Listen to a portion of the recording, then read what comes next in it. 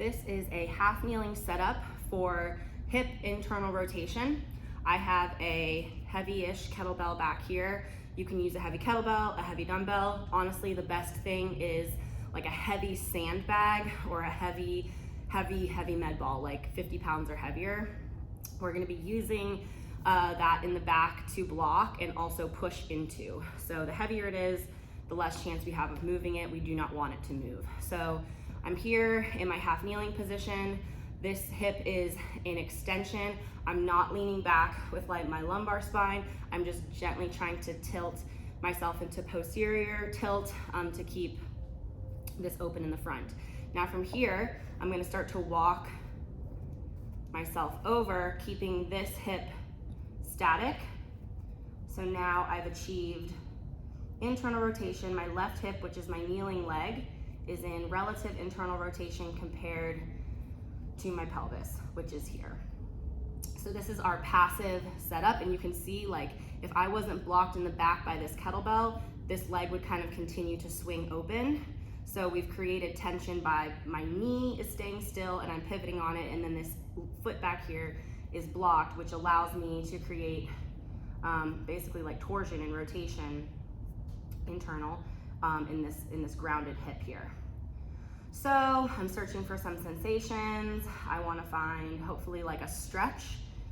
Even if it's light, I'm going to sort of focus in on that stuff because that's the tissue that I want to train and that's the tissue that I want to use in this setup.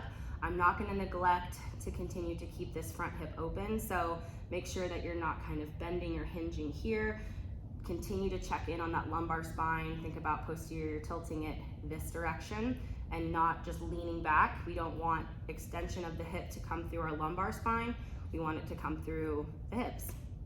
So once we've been in this passive position for about a minute and a half or so, we're gonna start our PAILS contraction, which for this setup is going to be pushing your back foot into the kettlebell that direction. So we're trying to turn our hip over into external rotation, sort of adduction. We're just driving into the block. So the stuff that we felt on stretch now, we are feeling contracted. So that stuff is working to push into that kettlebell. So again, reminder that if this moves and falls over, it kind of defeats the purpose of the isometric. So make sure that you put something back there that's heavy enough to block.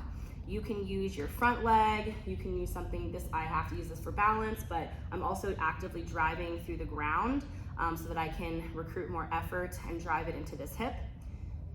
And your intensity and the length that you're in this isometric effort is going to be determined by the programming. So whatever you need for your specific goals will be programmed. So the rails are gonna now be the opposite. So I'm gonna try to turn my femur over without doing anything here. I don't wanna fall here into deeper internal rotation. And I'm trying to get daylight between my foot and the kettlebell back there. And so now I'm contracting a lot of stuff on different parts of my hip. My knee is driving down into the pad. This leg is driving down very hard. I'm using this to crank that femur into internal rotation. The hip may want to close here. Just continue to fight to keep that extension. And again, how long and how hard you are working in this rails contraction will be determined by your programming.